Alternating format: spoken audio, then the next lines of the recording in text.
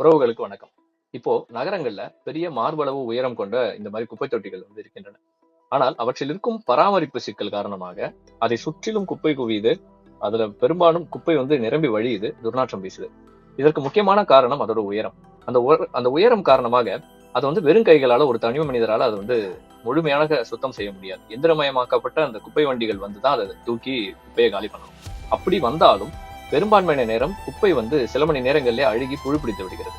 இது துப்புரவு பணியாளர்களுக்கு ரொம்ப பெரிய ஒரு சுகாதார அச்சுறுத்தலாக இருக்கிறது. இதற்காக ஒரு எளிய தீர்வு.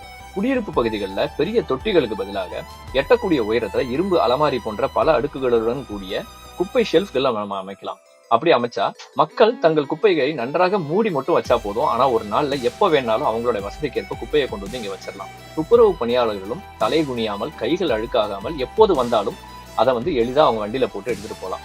இந்த யோசனை பத்தி நீங்க என்ன நினைக்கிறீங்க? கமெண்ட்ல சொல்லுங்க.